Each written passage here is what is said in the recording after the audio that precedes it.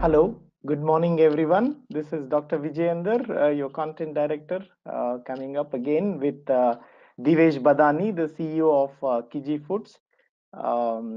He's one of the inspiring entrepreneurs I have come across, or I have got to know, and he has a very interesting brand story and doing something very special in the health drink sector in India.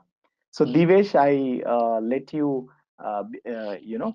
continue with your presentation. Just a couple of practical aspects while you are while so there are three components to this session. The first component is Divesh will present his story, his journey, and about the brand.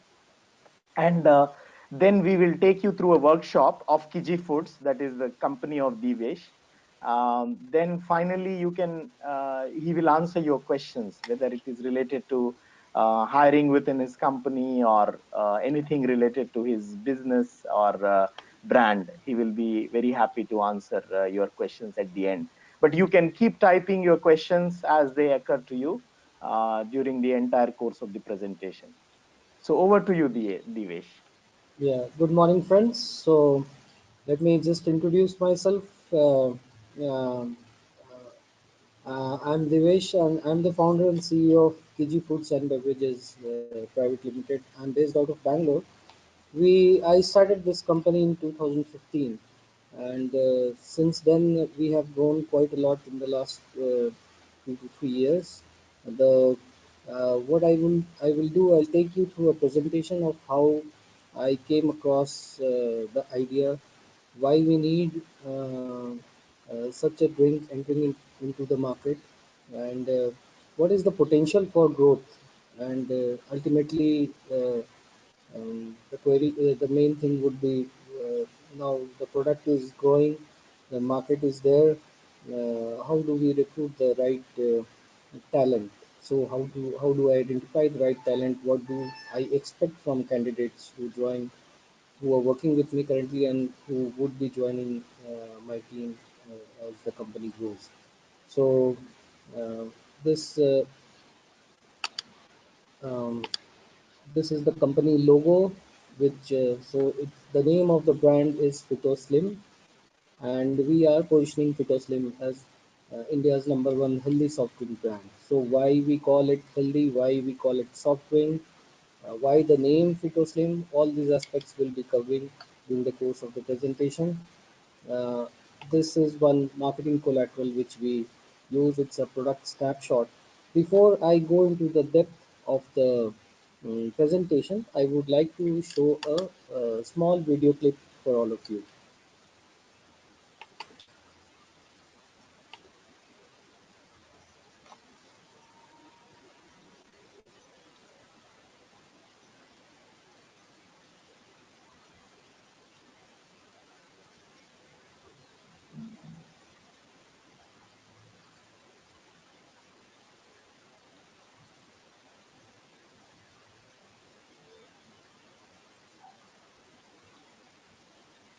So I hope you got a chance to uh, see the video.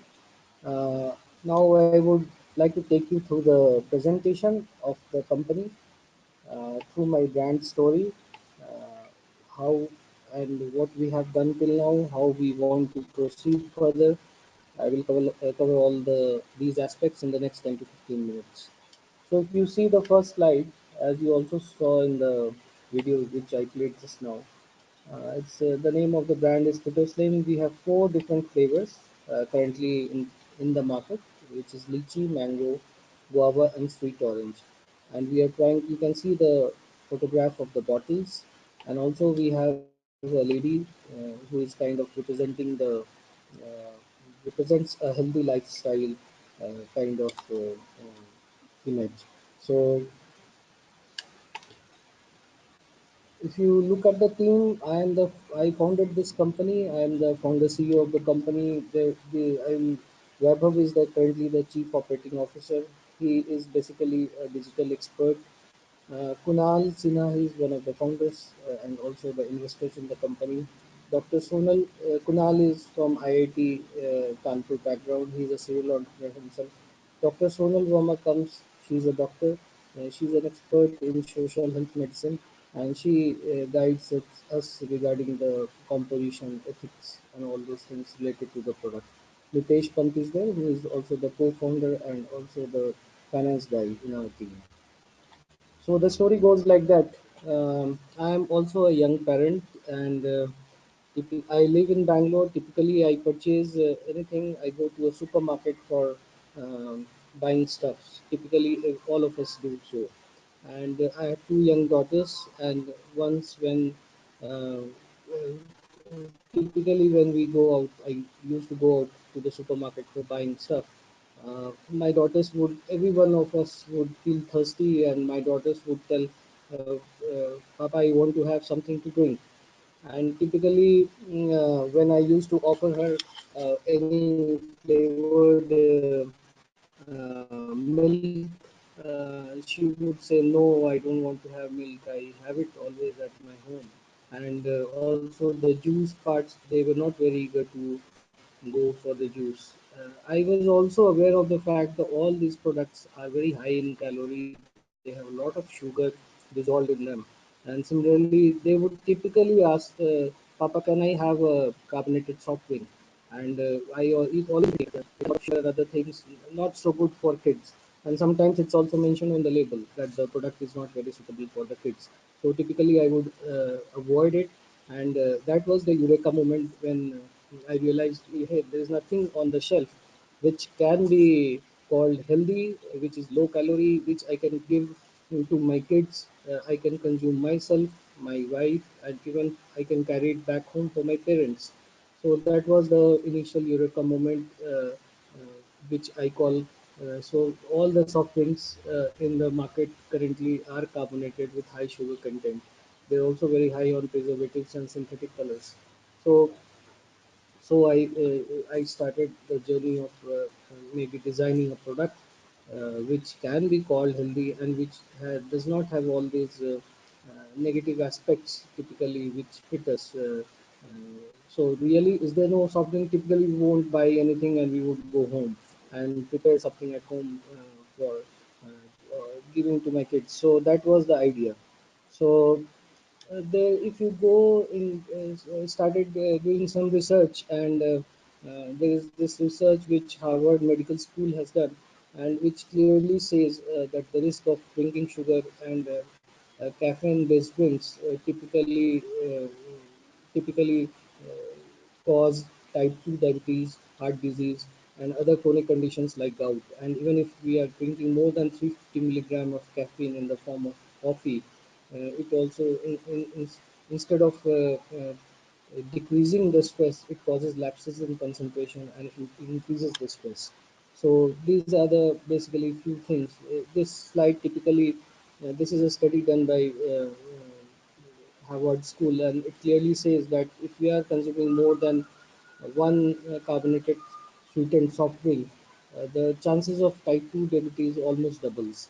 So these are the few things which every one of us are now aware, and we try to avoid as parents, and also for ourselves and for any of our friends also. So that is the idea.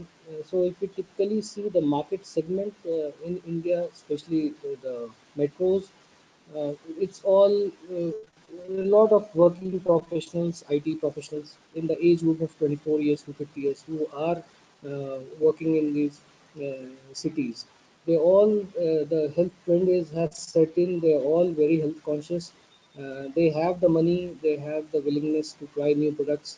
They all are young parents. They want to buy something for the kids or maybe for the parents who may be diabetic. They themselves may have become diabetic. India has already become the diabetic capital of the world. We all are aware. They are all tech savvy, and they all, most of them also go to e-grocery stores for buying grocery items. So if you see as at the market size, we see that the trend, if you see the the trend is towards something healthy. Consumers are shifting to healthier beverages. They are looking for healthier beverages on the shelf, and it's a 22,000 crore per annum market, the carbonated soft drinks market. So the market size is really huge, and there is no choice available on the shelf. So we as a company started that journey. Let's create a choice for the consumers who are looking for healthier beverages, especially the soft drinks on the shelf. And so that there comes the family need for a healthy soft drink, which is like naturally sweetened, which does not have any artificial sweetness like aspartame, or they are not very high in calorie, low calorie, not non-carbonated, and they do not have any additives like caffeine or ginseng, and plus they do not have any added preservatives, which can be called safe for kids and adults.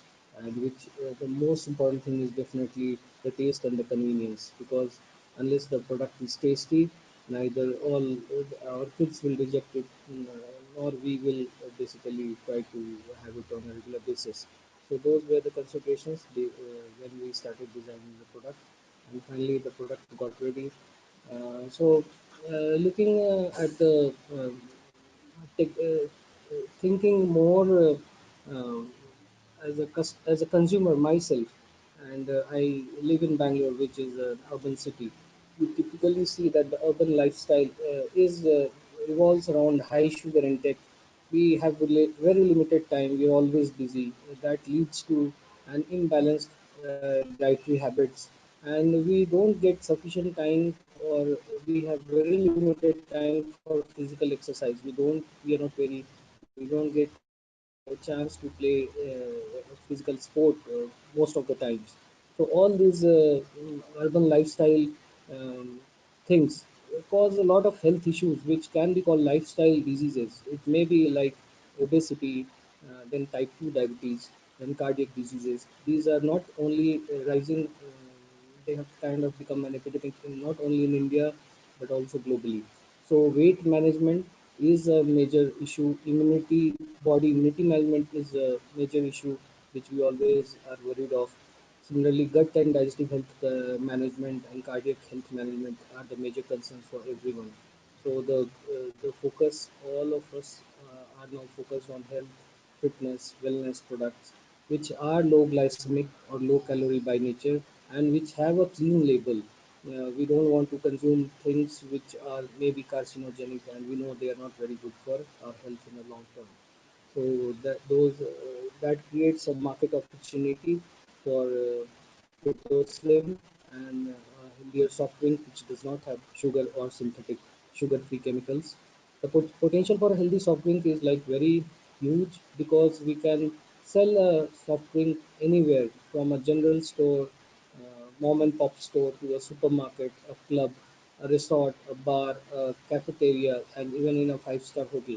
So the scope of selling is unlimited. And the supply, if we look at, Phytoslim is currently the first kind of stevia naturally sweetened beverage globally. We don't have any competition, in direct competition in India or anywhere across the globe right now. And we are sourcing ingredients from the world's leading and reliable suppliers. There is no seasonal constraints with this product. We can manufacture any quantity and anywhere in the world. And typically we started in India, and we have customized our offering to the Indian likings, Indian palate. So initially the Phytoslim is available in four amazing flavors. Mango, we all are fan of mango, then guava, orange, and lychee. So these are the current flavors which are in the market. And new flavors, we are always on the lookout, uh, and continuously working to develop new flavors which we can launch in the market as and when the need arises. So when I say a healthy soft drink, why can we call Phytoslim healthy? There are few things I would just like to highlight here, which I also covered in the video which you got a chance to see. So Phytoslim is basically a health positive soft drink, and it goes beyond just lifestyle and refreshment. So unconsciously, when you are consuming Phytoslim, you are definitely consuming it for the taste and the convenience factor. But Phytoslim actually goes beyond it. It makes you fit on the move. So our punchline is also fitness 24 by 7 fitness on the move, and the brand name is also Fitoslim. So it has no sugar, which is the first thing. It has less than 2 calories per 100 ml, which helps all of us in keeping our weight under control. Second thing is it is not artificially sweetened. We are using stevia leaf extract. Stevia is a herb which in Hindi is also called methi tulsi, and it's a herb which our Ayurveda also knew for ages, and Ayurved charyas used to use it for formulating medicines. So stevia leaf extract is what we are using to make the drink sweet in taste, and without adding any calories to the drink. So that makes the stevia is the one of the main components of PhytoSlim. Stevia has a lot of Ayurvedic properties and health properties. So when we use it as a sweetener, not only it imparts sweetness to the drink, but it also adds a lot of health benefits in the product, that is PhytoSlim. Plus, we have added. I talked about immunity management. So first thing was like the weight control, weight management. So stevia solves that issue, that problem. The second thing I talked about was the vitamin immunity management. So we have enriched Phytoslim with vitamin C. So one bottle of 500 ml of Phytoslim is like 25%, 50% of your daily body requirement of vitamin C. So that helps us fight normal cold, cough, and all those kind of things. So it keeps our immunity boosted. Third thing I talked about was the gut and digestive health management. So Phytoslim is enriched with prebiotic soluble dietary fibers. Prebiotic soluble dietary fibers are direct fruit extracts from fruits like apple, banana, and these are very good for digestion, and they are prebiotic. So they help the good bacteria to grow inside our, that creates the prebiotic fibers creates that kind of environment inside our digestive tract. So the good bacteria can flourish, and that helps in keeping our digestion proper, and also it is very good for cholesterol management. So it's very good for the heart, considered to be very good for the heart. So that way we also somehow touch the heart cardiac health aspect. We don't use any preservatives, neither do we use acids like phosphoric acid. So Phytoslim is absolutely good, safe for all age groups, including kids and diabetics. So it's a healthy soft drink for the entire family, in short. So what are the growth drivers we see? I see a lot of now the middle class. Many of us have turned professional in this generation. The disposable income is going up, and it's going up continuously. I was just going through a data. Every 4 minutes, an Indian is coming out of the poverty trap. So that's a good rate, and so the cities are becoming big. Big people are living in bigger cities, and exposure to outside market has many of us have already traveled abroad, and we understand we are much more aware, and continuous and aggressive focus on innovation. As a company, we are focusing on new product pipelines. What more can be done? And those are the typically the interest in the carbonated soft drinks is dipping, and people are looking for healthier alternative on the shelf.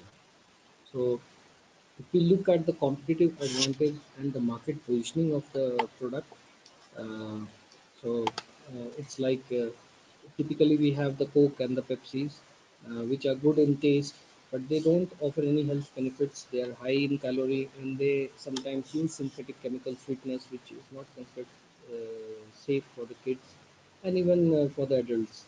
The energy drinks like Gatorade, Red Bull is there.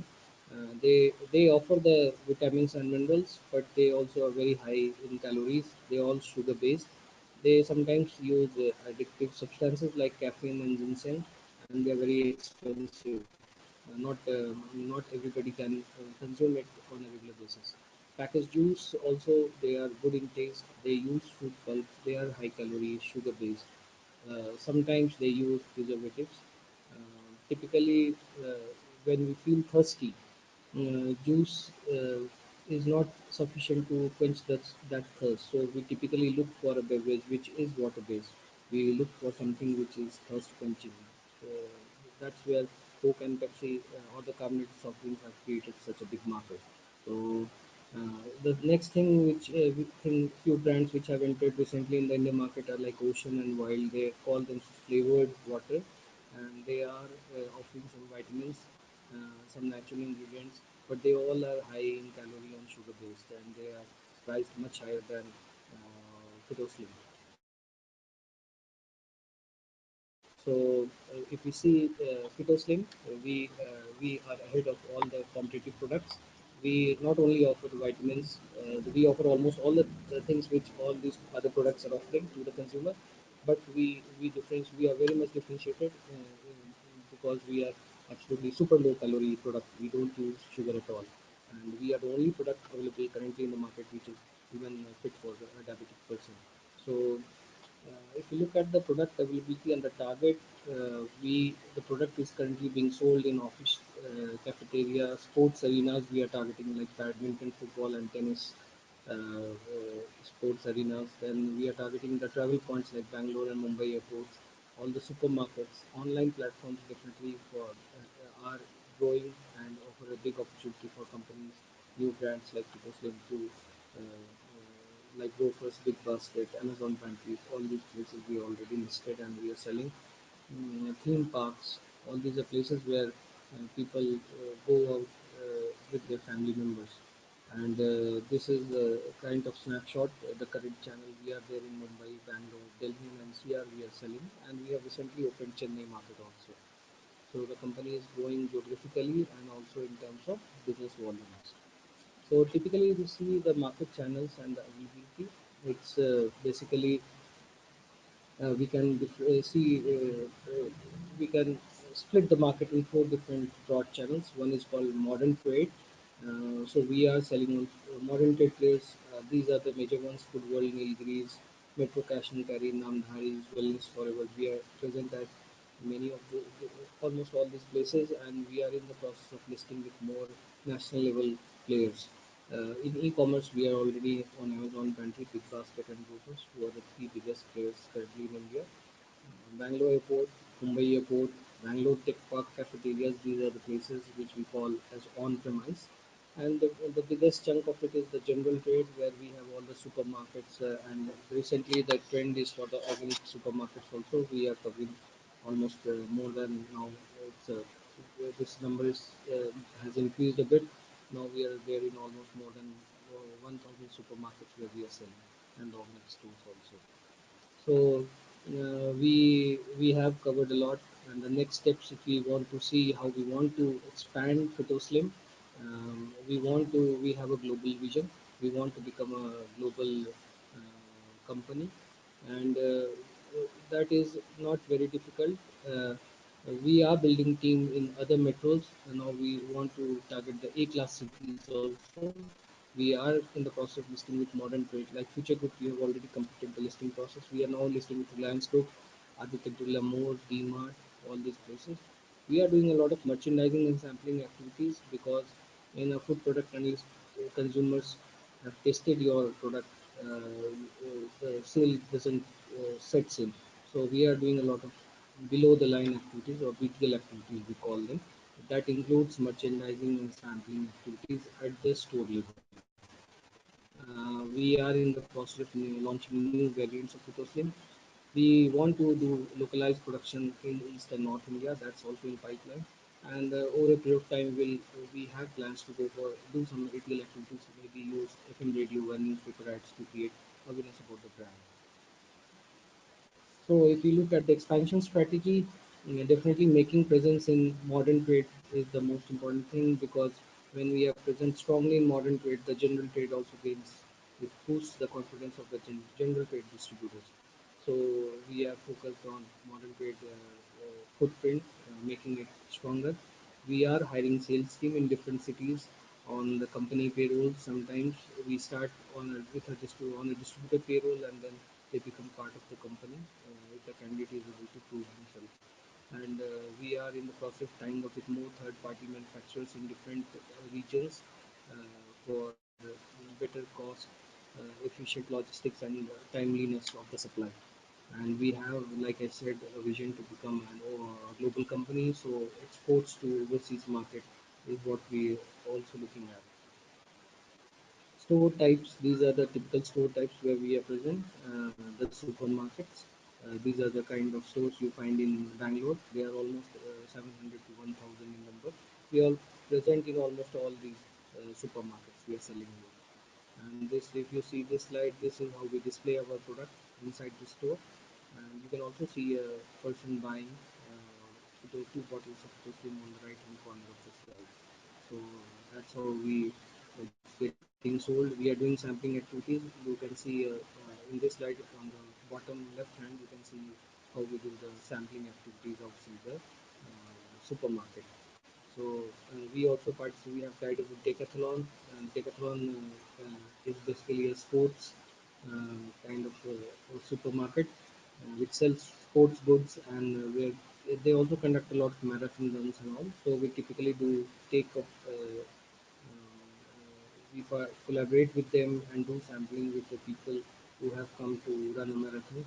You can also see Futur Slim being consumed at Bangalore airport on the left hand bottom. Somebody has bought a bottle of Futur Slim and is consuming. So these are the sampling activities, how we collaborate. The sampling activities happening at Nilgiris, which is now part of Future Group. We are selling from there. We also participate in a lot of sports activities. Like if you see this on the right hand side, we became the brand beverage sponsors for this event. It was a basketball tournament. So this is how we are creating awareness about our brand. So we are tying up with a lot of sports activities. Uh, so we also do a lot of promotional activities using digital media.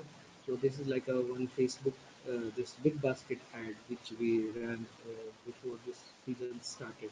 We also using Instagram posts. Uh, we are using Facebook, and this is how we are reaching out to our intended customers. So that's the presentation. And if you look at the poster, this is one of the posters we use at the supermarkets and the sports centers to create awareness about the brand. So it highlights all the benefits of the product, and it also highlights where the product is basically available in Bangalore.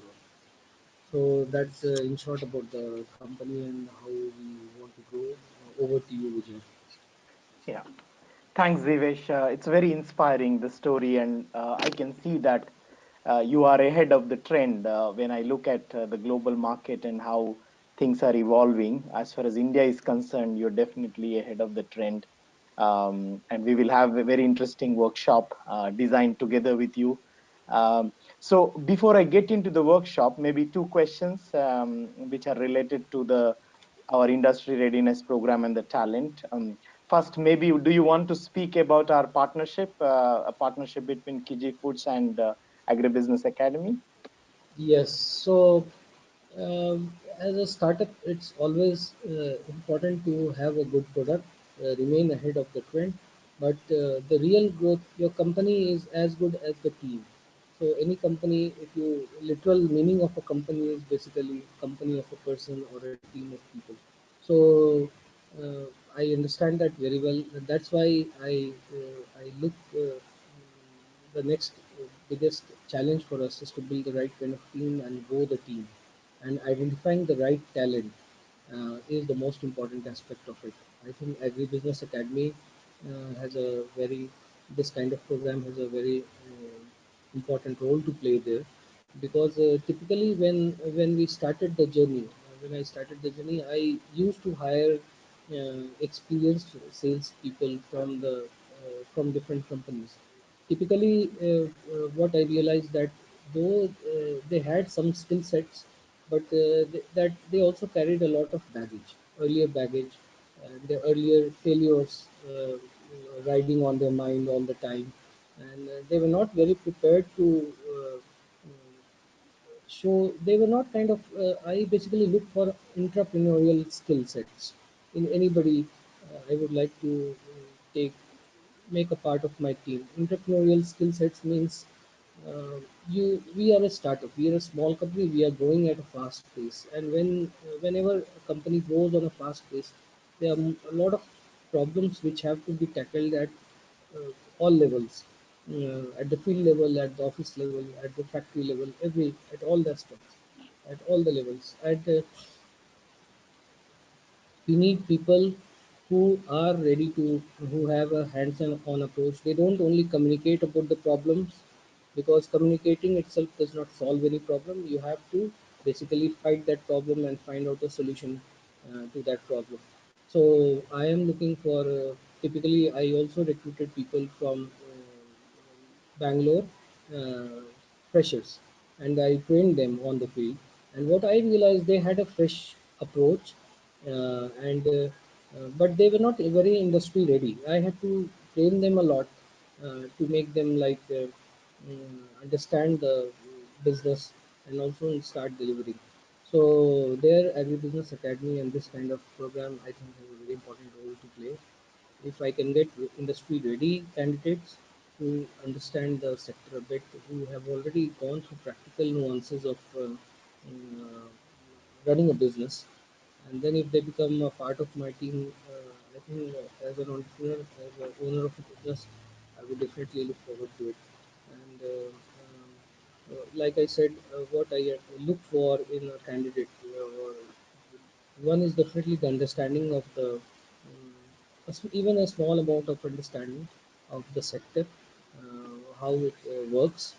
That is the most important aspect. So that is more of a theoretical understanding of the what behavior of the industry that can happen. But more than that, we need a practical person, a person who has a hands-on approach, who has a mindset, the right kind of mindset to basically be part of a small company which is going at a very fast pace.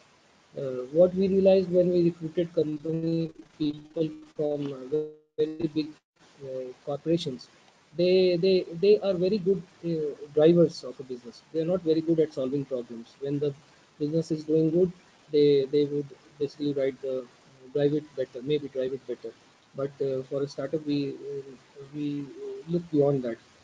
We look for a person who can identify an opportunity, create an opportunity for himself, and deliver results not only for himself but also for the company.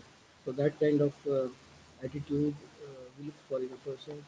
I typically we when I recruit someone, I go to the field with him, I train him, I expose him to the business environment. But I also try to judge him on certain parameters. What basically his attitude towards the work, his confidence level, his communication skills, his convincing skills, because all those things matter when we go out in the market. When you approach a retail store owner, the journey starts with no.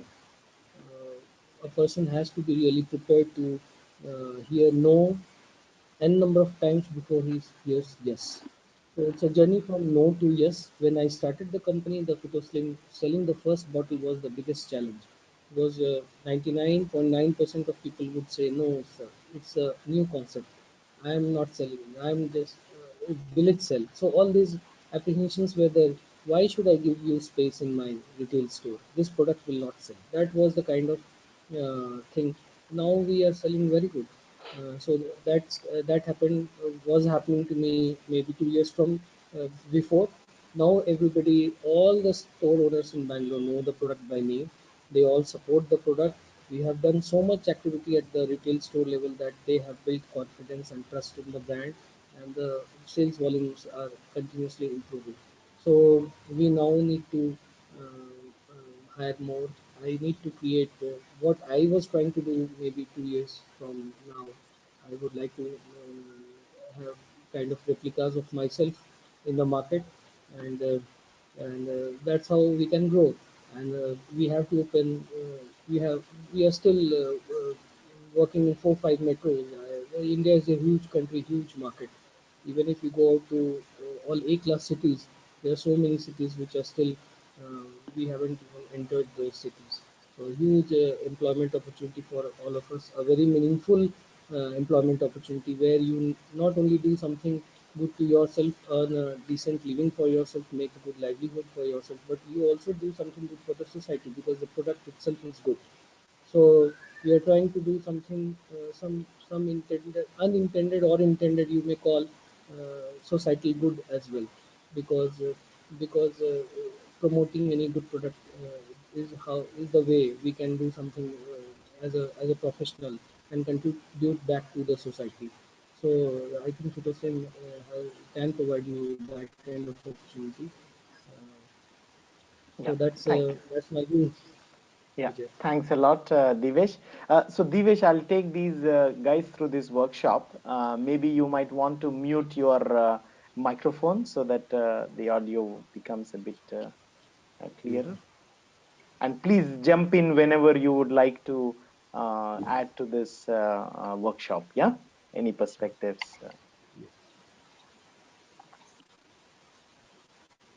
So now I hope all you guys can see my screen. Shall I mute you? Yeah, okay, that's good. Thanks. So this is something that we have developed together. Thanks, Devesh, for your collaboration on this. So a lot of people ask us what industry readiness means, and here we would like to, when are you able to add value to a business? So this is a very good example of a very specific business that you might want to understand how, what you need to understand about that specific business to be able to add value to them as a as an employee of this company. So let's start. So like if you have not been part of the workshop, this is how it works. You will know it after the first question. So here is now you have heard the story of Fitoslim. Now I'm giving you a general perspective on how the market for these kind of products look like. So the non-alcoholic beverage market was added was valued at 524 billion INR in 2015 and is to expected to grow at 17.6%. So it's almost going to double by 2020 from 2015. So that's a huge growth. I mean, businesses in or categories in the Western markets will take like 20 years to have that kind of growth, and that happens in India, and especially in this category in 5 years. So now what do you infer from the above growth projections? So how it works is you have to understand the question. So you looked at the graph, and what do you infer from the above growth projections? So you have to figure out an answer to this, and then I will do a poll which you can try and answer.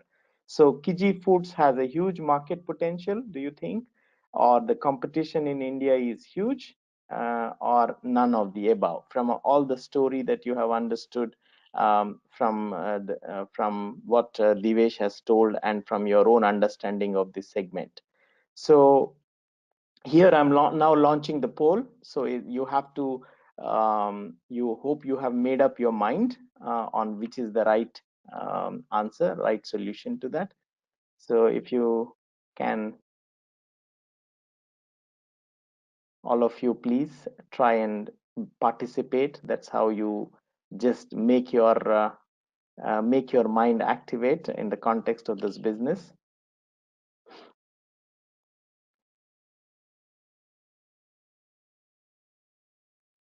So I'm closing the poll in another 3 seconds. If you have not voted, please vote now. Please give your answer. Okay, here you go. I'm closing the poll. I'm sharing the results. So 73%. So the majority of you says that Kiji Foods has a huge market potential. So I'm hiding this. I am choosing the solution that you have said is the solution. And then indeed, that is basically the right choice.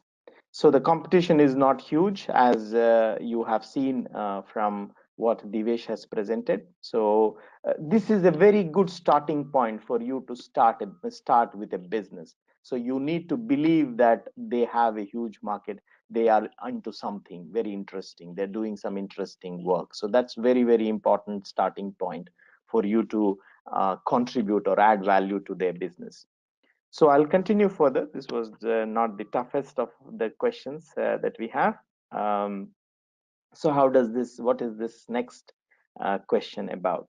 So you can see that in terms of non-alcoholic beverages, so you have to learn how to read these things because these are very, very important numbers to be able to understand the potential of the business and the category in which the business is operating.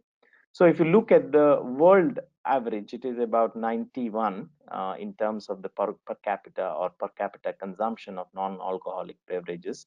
So US is about 4 times, or yeah, roughly 4 times that average, and India is just about a 1/10 of the world average.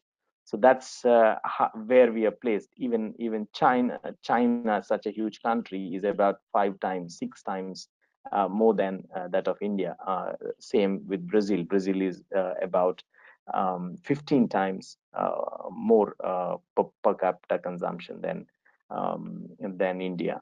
So if you look at it, what can be inferred from the above graph? There is no market for alcoholic beverages in India. Non-alcoholic beverage offerings are limited in India. Market for non-alcoholic beverages holds a lot of growth potential, or none of the above. So hope you have made up your mind on this particular stuff. Now I am going to get your response on this. So what do you think is appropriate?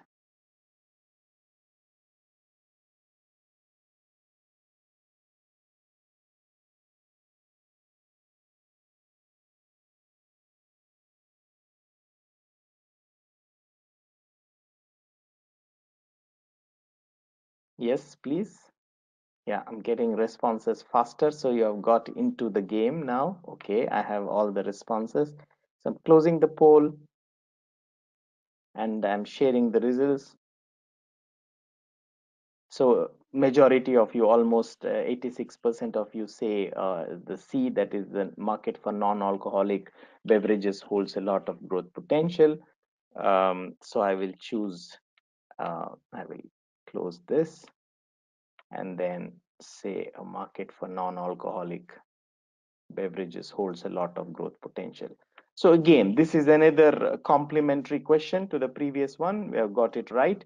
So as the disposable income increases, as Divesh was mentioning, for non-alcoholic beverages, the demand will also increase. So if you see, US has the highest disposable income in terms of per capita, and that is where you see a majority of highest amount of consumption of non-alcoholic beverages. So as the disposable income increases, then demand for such products also increase.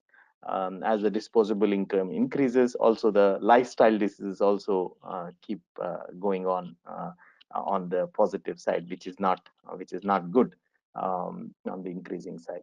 So let's continue. Please keep keen your questions after the workshop. I'm very happy to take those questions. I hope you are matching up to the pace of this. The Divesh's presentation makes this very easy for us. So which of the following factors will help Fit-O-Slim brand to gain greater market share? So access to industry-ready talent, continuous product innovation, right distribution strategy, and access to channels, all of the above. So what is it that you think is appropriate? So I'm launching the poll. Hope you have made up your mind by now.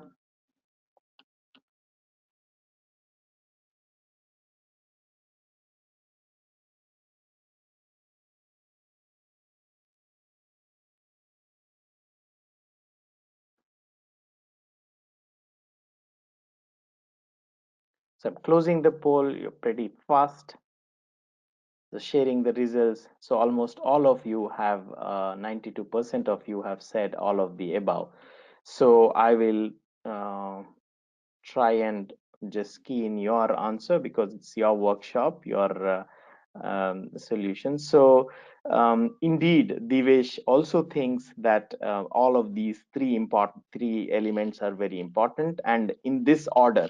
So he says that access to industry ready talent is the most limiting factor for their future growth or gain of the market share. So he's very proactive in talent nurturing and talent hiring. So he has expressed a lot of interest in our industry ready graduates. We are looking to build a strong collaboration to deploy our industry ready graduates across the country as business development executives for them. So I continue further. So the next question is on um, this particular thing. So when you go into a company like Fleet or Slim, you really need to understand what is the space looking like.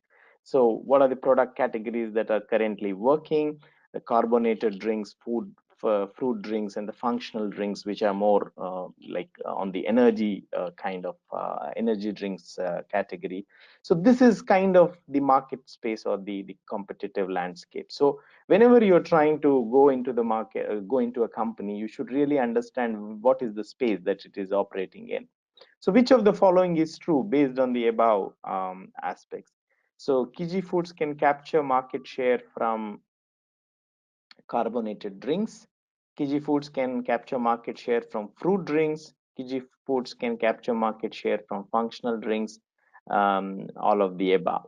So hope you uh, have made up your mind. So here comes the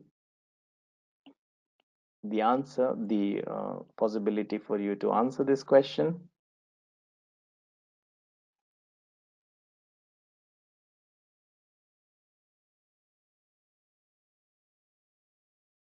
Very interesting response, but already think the voting is going pretty fast. So you really, Divesh's story has kind of made it. So here you can see that all of the above is the dominant one, but it is interesting to see B, that is Kiji Foods can capture market share from fruit drinks, is also a very um, significant number of you have chosen that as well. So let's see what it is. I will go with the all of the above option, which is the majority. We can maybe have a quick short discussion. It looks like that is the correct thing. See, because if you really look at the current scenario, as Divesh has pointed out, a lot of people that would ideally choose Phyto Slim kind of a product, which is a health drink or which is a good for you drink, might be currently be choosing carbonated drinks or fruit drinks or functional drinks for different purposes. So if you really look at it, fruit drinks people might look drink for taste and health at the same time, uh, or like then in this case Phyto Slim has those fruit flavors and it has the health better than any of those fruit drinks. The functional drinks, again, more of a health and energy kind of a stuff. And Divesh has indicated that that could easily be offered by a brand like Phyto Slim. And carbonated drinks quenching the thirst, sorry. And Devesh has mentioned that this is closest to the water in terms of quenching the thirst with all its positive value. So as the market for this particular thing evolves, they will take the market share from each of these categories. So typically, consumers can go to consumers from any of these categories could come and be using Phyto Slim product or consuming Phyto Slim product. So I'm going further. In the interest of time, maybe we should take a last few minutes for questions as well. So I'm getting further with it. So now this is a question on value proposition. So if you see, this is one of the important aspects when you're really building a business, to really understand what is it, what attributes are you offering, which is very much desired by the consumers or the customers. If you're operating in a B2B space, it's customers, and if you're operating directly in a B2C space, then it's kind of consumers. So if you see, health and wellness is the number one aspect: safety, social impact, experience. So if you really look at, yeah, of course, price, taste, and convenience are the key aspects on the other dimensions. So which of these attributes are key differentiators of Kiji Foods Fit or Slim value proposition? Is it convenience? Is it health and wellness? Is it taste? Is it both taste and health and wellness? Now, this is not a very easy choice to make for a kind of a business in terms of differentiated value proposition, right? So that's basically what you need to understand.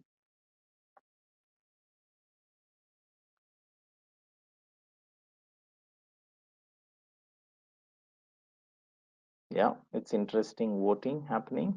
So yeah, still there is a dominant answer, which is both taste and health and wellness is the dominant answer. Convenience and health and wellness just um, have also been chosen as a possible answer. So now let's first see what it is that you have to that Divesh thinks. So it is both health and both taste and health and wellness. See what we have done research, and possibly Devesh has also figured it out, that taste is super critical. So if you don't have taste in your product, you can forget about building a market. So it's very important to have taste. And then, other than taste, what differentiating attribute you have? Convenience. How is this more convenience than a similar uh, uh, carbonated drink? Because it's bottled the same way, it's available in similar locations. I don't think it really adds any convenience in comparison to the competition. So that's very important when you talk about differentiators or differentiating value proposition. Health and wellness, yes, it does offer health and wellness only. If there would be no option for taste and health and wellness, then you could possibly have chosen for health and wellness. But in this case, because taste and health and wellness are there, so you choose that option. Always when you say differentiators, you have to be very, it's not just about your product, what all benefits it offers, but it is about in relation to what is not accessible to your current target segments in the current market. Like what Divesh has said, he has seen that there was no product available for his daughter that was both tasty, that she would like or enjoy, and then was healthy. So that's why he went further for this particular stuff.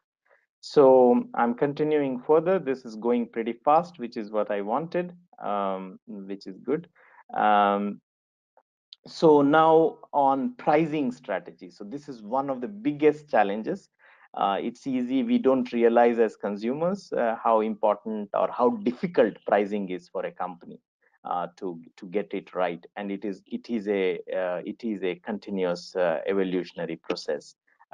Pricing, I possibly Divesh also has a lot of stories about how he has got to the right pricing.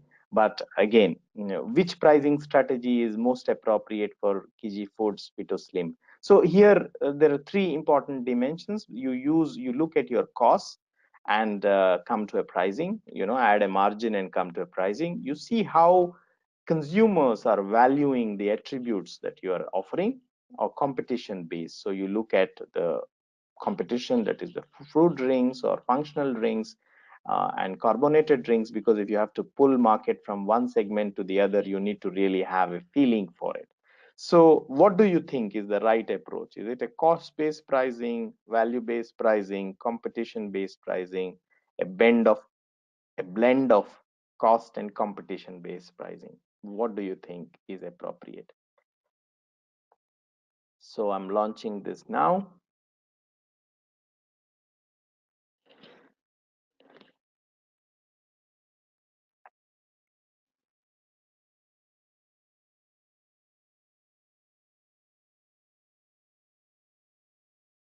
Yeah, it's good. We're going pretty fast. Nice. So, value-based pricing is what many of you have also chosen, but the most of you have chosen a blend of both cost and competitive-based pricing. Um, I think this was one of the areas where we had a discussion, me and Divesh, or possibly a sort of stuff. So let's go with the majority choice and see what Divesh thinks about it.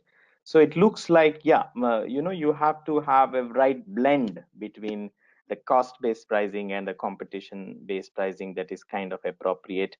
And there is also, I think, the value-based pricing. So that was one of the discussions that Divesh was saying, that you need to also look at the values that are kind of there in the product. So as you rightly have chosen here, that the value-based pricing is also there. So I think it has to be when in an innovative product, what Divesh thinks, and based on his experience, it has to be a blend of very nice value-based pricing and competition-based pricing that kind of works very well. So that was the discussion we have had, and so it is not a very straightforward answer. It is always very, very difficult. So you need to understand that when you go into a business, you need to work with the business to really get to the right pricing. So you always have to help the business innovate to come to the right pricing. So there are no right answers. Always you need to kind of evolve on this particular aspect. So let's get further very quickly. There's quite some questions coming up. I have tried to answer a few questions already by typing in, but here this is very interesting, I guess, for you to understand. When you go into a company, you really need to understand how the value chain of that company is looking like, whether it is an agriculture equipment company, whether it is a food and beverage company, it doesn't matter, agri input company. You really need to know which value chain it is operating in, who are its suppliers. So if you look at Kiji Foods, it has contract processes, different contract processes, and he has done an excellent job. Divesh and his team have done an excellent job in setting up the right supply chain, supply structure, and then the retail channel. So now, why after they have established the supply, it's for them to work on the demand side. So the demand side is where they need the biggest challenge, whether it is marketing executives, sales executives, online marketing talent, or in fact business development executives. That is where we want to collaborate to develop pan-India business development executives. They are very keenly looking at online model also, and they are interested in us supporting their online strategy as well. So now in this context, um, so which of this? The Phytoslim owns the product recipe and gets their products manufactured through a network of contract processes. So this is how it works. Assuming that they sell through conventional retail channel, which of the following is true about the growth potential of Kiji Foods? Again, assuming, because of course they do a lot of channels, but they're building up the other channels. So typically, their majority of their footprint currently is through physical retail, so to speak. Increasing the brand awareness is critical for growth. When you reach out, when you have such a supply chain structure, online marketing could enable Kiji Foods realize exponential growth. Kiji Foods growth will not only be limited by distribution, will not be limited by distribution channel footprint. So what it means is that uh, distribution channel choice doesn't make a huge difference. So that's what this thing means. All the above, so all the above are true. Both A and B are true, C is not true. That is, distribution channel footprint does matter. So now this is possibly not the easiest of choices, but I hope you have got an opportunity to make the right choice. Um, we have had a 4-hour discussion on distribution channel choice and how to do this kind of a stuff. Um, so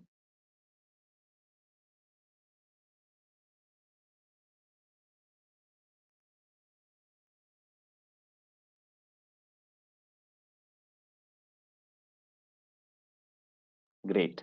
So I have got all the answers, sharing it now. So you say that all the above, 15% of you have said all the above, and 8% online marketing can enable. That's very interesting.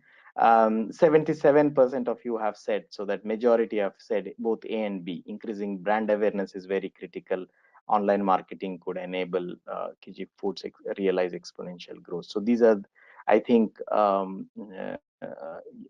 the answers that you have given. So let me go with the majority of the stuff. So you are really understanding it very well. I'm very pleased to see that we have gone through a lot of discussions to come to this particular result.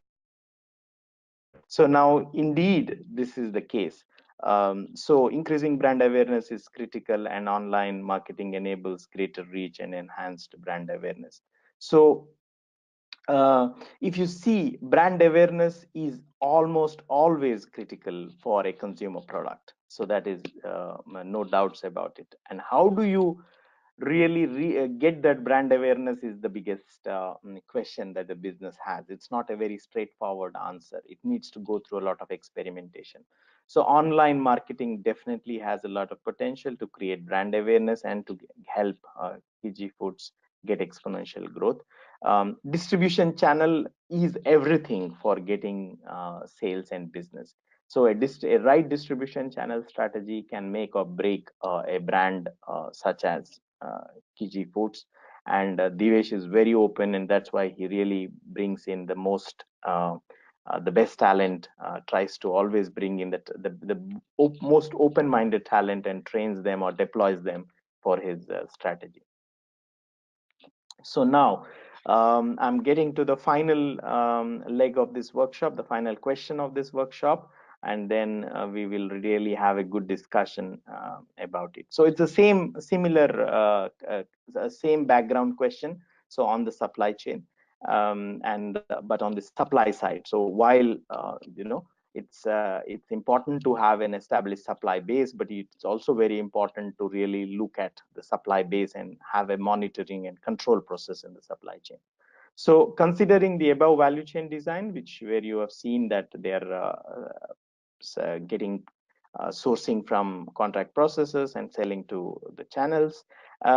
So what do you think is appropriate? Quality control for quality and safety at contract processes is not very critical. Quality control for quality and safety at contract processes is very critical. Traceability along the entire value chain is not critical at all. It's not important. They can just have a stuff all of the above. So what do you think is the appropriate solution to this? So I'm launching the poll now. So launching the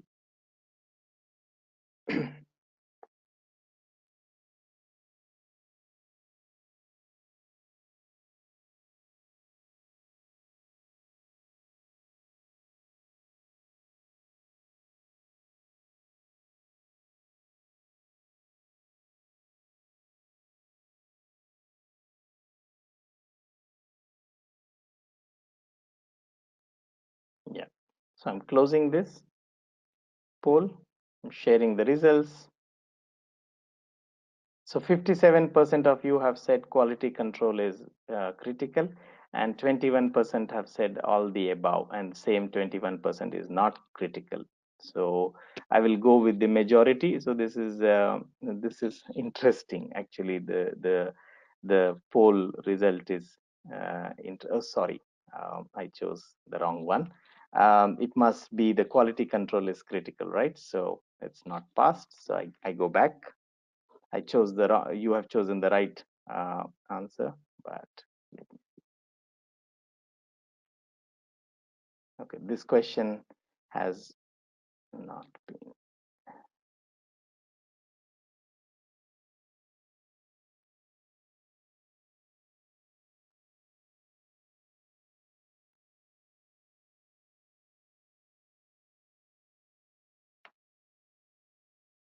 Yeah, so the right answer that was chosen by you was B, and then I chose B. So here, this is the most appropriate answer. Yeah, indeed. So, okay, so I'm not hide the poll. So I have chosen the right. I've chosen your majority answer, and it turns out that you're right. Uh, See, when you have a question where there are two answers that are not and one answer that is uh, uh, with a yes, you can't have all the above as a solution, right? So that's another trick. So some of you are used to choosing all the above no matter what. I don't think that should be the approach. Your approach should be to really understand the background, understand the questions, and then give the right answer. So quality control is very, very important. When you are on the brand, you make one simple mistake and that's it. The brand, all the efforts that you have done will get tarnished. And in this online world, one mistake is good enough. And when you do mistakes, you have as a brand, you have chances. You come and acknowledge those mistakes. But if you don't pay attention to quality control, then you can forget about building brand. So the contract, managing the contract partners, making sure that they are getting their fair share is extremely important. So if you have done all of these questions right, and you have approached it in this way, then Divesh thinks that so you are actually ready for this kind of a company if you can demonstrate your understanding on all these kind of dimensions. So I can request you to come back, Divesh, if that is feasible for you. Yeah. Yeah. Am I So audible now? yes, yes, you're audible, Divesh. Thanks. So, what do you think? Like, uh, am I right in saying that when there is a student that is able to understand and relate with all of these questions, that he becomes an interesting candidate for you to hire at your business? Definitely, definitely.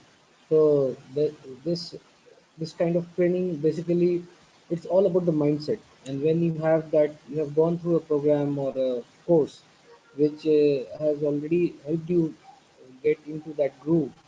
Definitely, as an employer, it helps me because there won't be any confusion in his mind related to what is expected and how, what is correct and what is wrong. And the lesser the confusion, the more focused the candidate is, and the more focused the candidate is, the chances of getting success increases many folds. So I think uh, going through this kind of course gives you that theoretical understanding of the business and also prepares you and makes you industry ready in short, definitely. Right, right. Thanks, Divesh.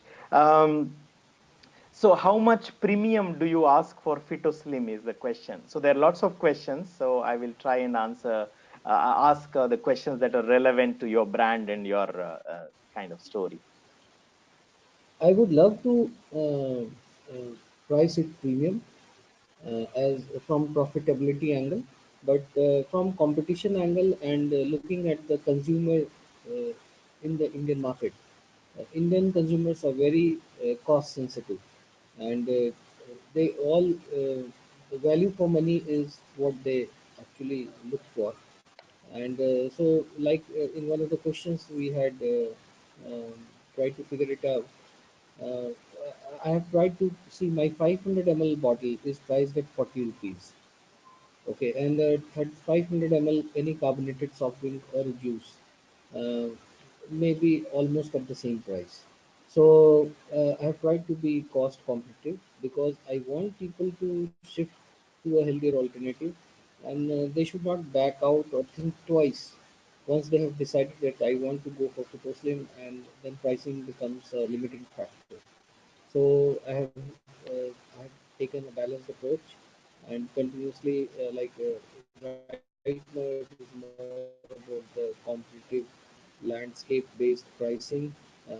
I'm not charging a premium, a very high premium. Typically 500 ml carbonated soft drinks will be around 36 rupees. I've priced it at 40 rupees. So a very small premium I'm charging. And that too also why I have priced it at 40 rupees is because a lot of there are a lot of vending machines now in corporates, and Yeah. always the change is always a difficult part during transactions, and so to make it both convenient for the shopkeeper, the, the seller, and also for the buyer, we have priced it at 40 rupees. We haven't taken like 35 or 45. We have just priced it at 40 rupees in between. So that is also from the convenience angle. How we are planning to make it more profitable and going towards more towards value-based pricing. So we have segments like the airports where we can charge a premium, and there the people or the consumers are ready to pay more.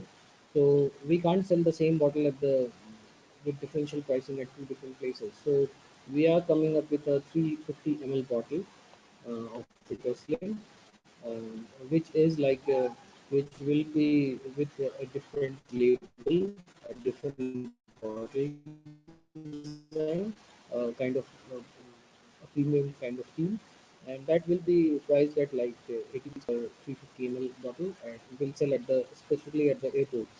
So that is one way of building in profitability.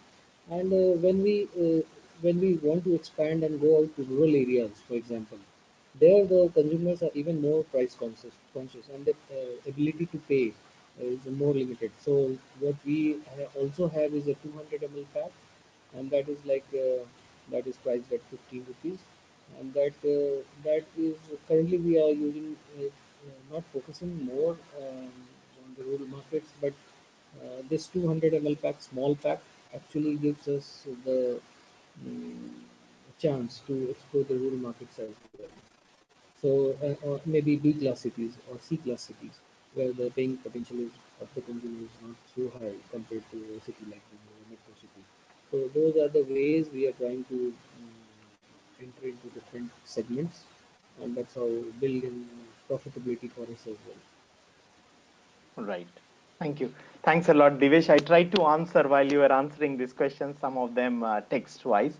Two practical questions related to the talent, because that's what most of our stuff. So one is about how many, like, what do you expect over the coming years? How many, what would your team size become over the coming 1-2 years? What do you expect based on your growth plans?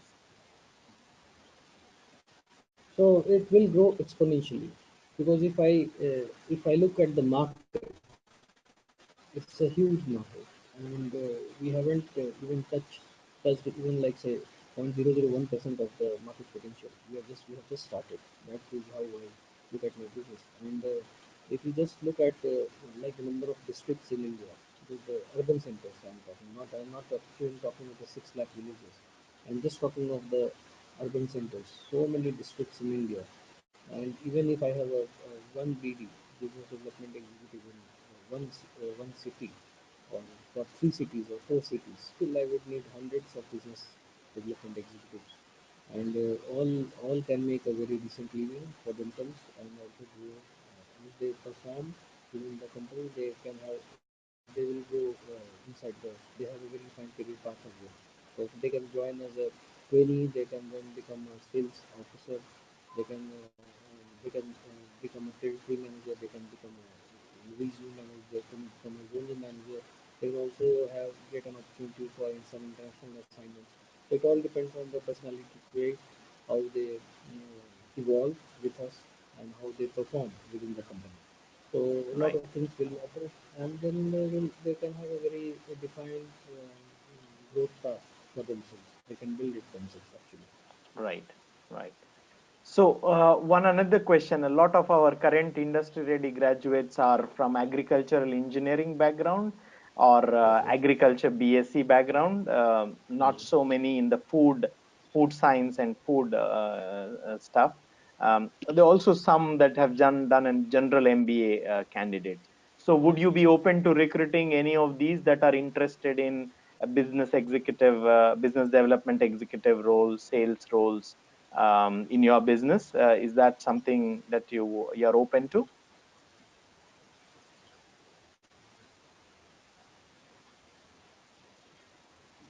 Yeah, Divesh, See, if I is look there? at myself, I am an agriculture graduate myself, and Mm-hmm. before I started on the entrepreneurial journey, I have worked for different types of companies. I have worked with the government, I have worked with the corporate, I have worked with the startup, I have worked with multinational startups, so different kinds of roles. And it is not, see, for a person to become, like, I would like to compare it with a film actor.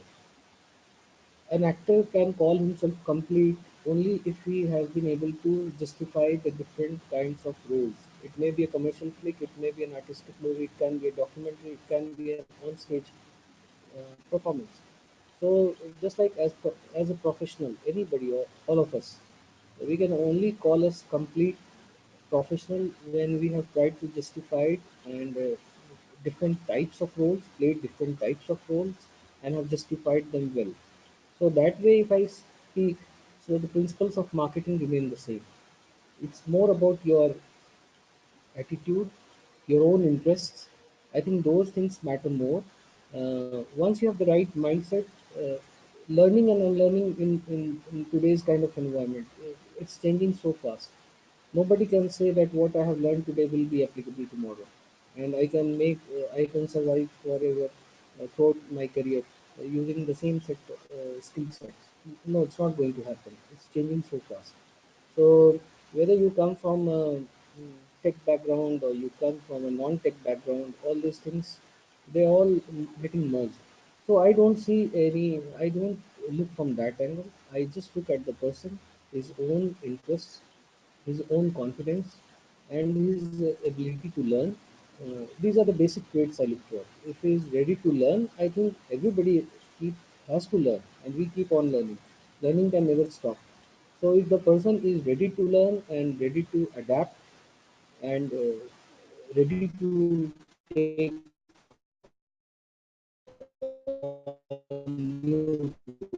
roles, I think he's ready.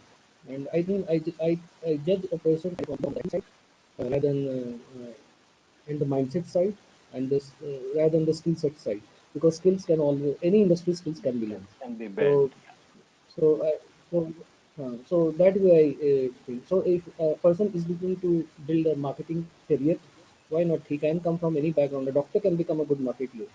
Nothing stops him, and Correct. that's how I take it. So it doesn't matter.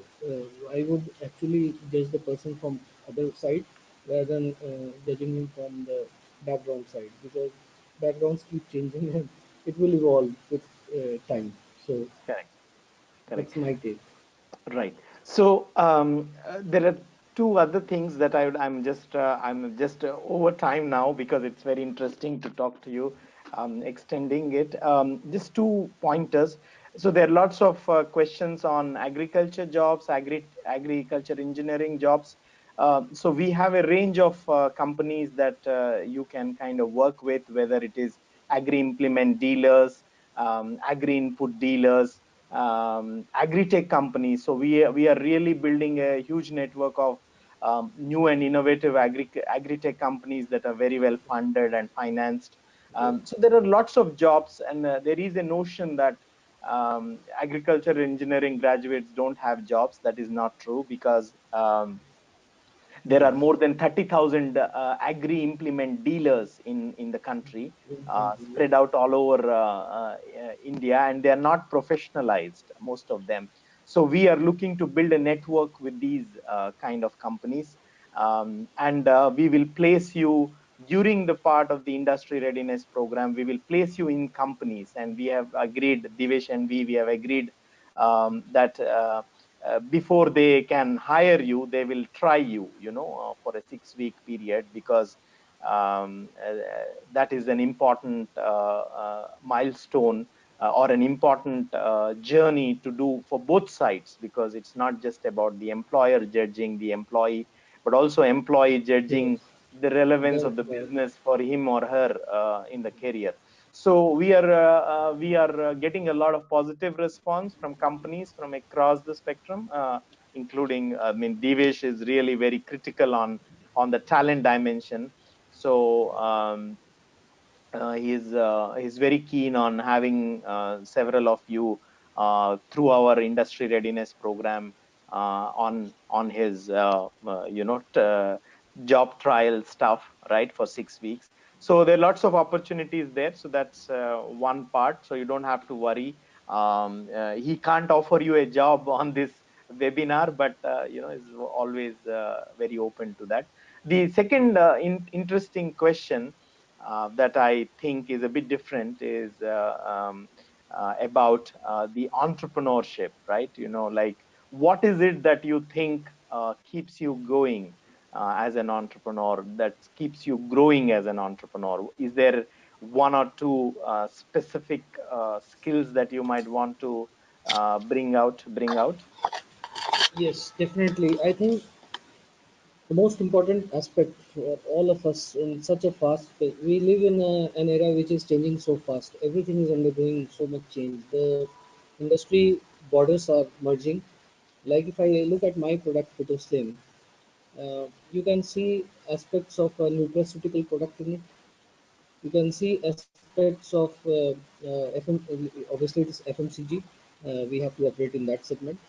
We have to also deal with our suppliers who may also farmers, stevia growers are there, and that's the again a value chain. So I think for an entrepreneur, the most important thing is to have an open mindset. An entrepreneur is always a keen learner. He keeps his eyes, senses very open. He senses opportunities in his surroundings, and an entrepreneur can is the person who takes action to seize those opportunities. Most of the guys, most of the people, they always talk about, I can sense this opportunity, this sector is going to grow and all, but they don't take any action to capitalize on that opportunity. So an entrepreneur is different from that aspect. He not only identifies the opportunity, he also takes action. He builds teams, he builds products. So he does what others just talk about but don't do anything about it. So he can be a social entrepreneur also. He can just see the poverty surrounding him and he starts a business which can solve he can become an impact entrepreneur. So Fito Slim also has some aspect of it because I told you I saw like India has already become a diabetic capital of the world, and we cannot throughout our life we have been consuming sugar unknowingly and hurting ourselves so much. So can there be an alternative? From a better product can it be designed? So those things are there. So you also end up doing some social good for yourself and for your society, and also you create opportunities for all of us basically. So any business is like I like this tagline of Standard Chartered Bank: when businesses succeed, livelihoods flourish. So that is not an entrepreneur not only becomes successful himself, but he also creates success for so many other people who get aligned with his vision. So that's how I look at it. So entrepreneurship is all about keeping an open mind, learning, keep moving, absorb the problems, try face it yourself, and try to figure out how you can solve it yourself. If you would be there in his empathy, what we call it, if you would have been there, what you would have done. So if you can do it yourself, I think that's entrepreneurship. Yeah. So thank you so much, Divesh, about that wonderful answer. I think it's very inspiring. It will be very inspiring for a lot of our learners, and especially some of them might turn out to be entrepreneurs going forward. Entrepreneurs will grow. Um, Yes, I yes, I we think definitely. yeah. Yeah. There is one thing that I want to add to this particular answer you have given on entrepreneurship, because this is a question that I keep getting all the time. I keep looking at it myself as well. I'm on this journey also for 10 years now in this sector. I think the most important factor is the grit. Grit meaning you never give up. Basically, that's it. You just want to You have to solve the be a problem. fighter. Yes, yes. You just want to solve the problem. You're so connected to the problem that you are just oblivious, or you're just not caring what anybody is saying. You just are looking for solutions, while everybody is saying that, hey, this is not possible, this won't work, we won't want your product, all that stuff. But then Yes, yes. you're so connected to the problem, in this case the health and wellness, that everything else doesn't really matter. Uh, uh, yes, you see that you are not ready, or you will, it will take more time or whatever, but the problem, you're connected to the problem, and that's very important, I think. And then the grit comes, and then of course the team is very important, I guess. uh, if you have grit, everything you will work It out, will right? work out. Like, Yes, yeah, absolutely, exactly. absolutely.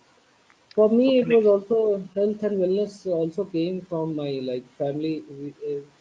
Since last two generations, most of my father is a doctor. My grandfather was a doctor. So that also comes from your family. Yeah. Health and wellness has always been what that is what I have seen throughout my life. My father manages a nursing home. So those things also some your family has a lot of role to play Right. to help you become an entrepreneur. Because unless you get support from your family, uh, I think it's not easy to turn into an entrepreneur overnight. Yeah. So your immediate family members, your wife, your children, your father, your mother, everybody has you need support from your friends. Everybody Hmm. has to you need help from everyone and you have to convince them more than convincing. The first thing is to convince the inside customers, I call them, Yeah. because you have to, unless they are like convinced that you are so connected, so focused, you should do it. That those words should come from your immediate family members, your friends, and then you go. That starts with no everywhere. Even in your, if you are doing a good job, you are leading good corporate life. You go to say why will be a question you'll have to really Yeah. Yeah. answer it well Absolutely. and convince them and then move on and then you start hearing no in the market then you have to make them yes through your persistence your grit that is what that's the right word so your persistence I think is very important trait any entrepreneur has to have you have to be very well connected you should really feel the pain of the consumer and unless you connect so well, you won't become focused. And unless you're focused, you won't be solving that problem. So I think everything is like that. Right, right.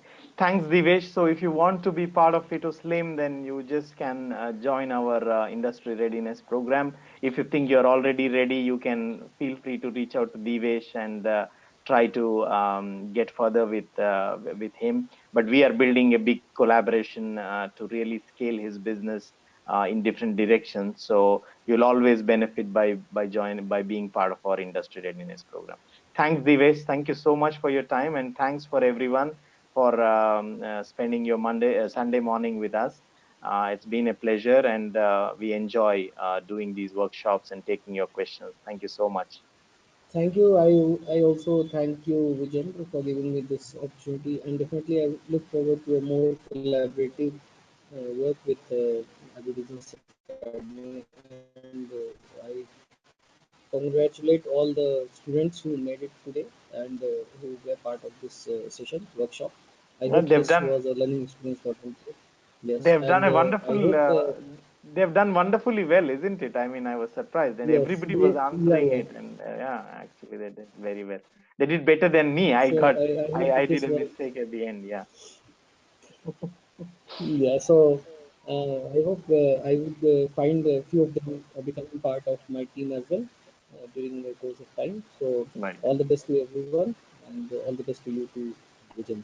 Thank you. Thank you so much, Devesh. We'll work together. I'm excited about your journey, and my team members are too. Thank you so much, Devesh, and we look forward to supporting you. Bye bye. Thank you. Bye, Bye. everyone. Bye. Everyone.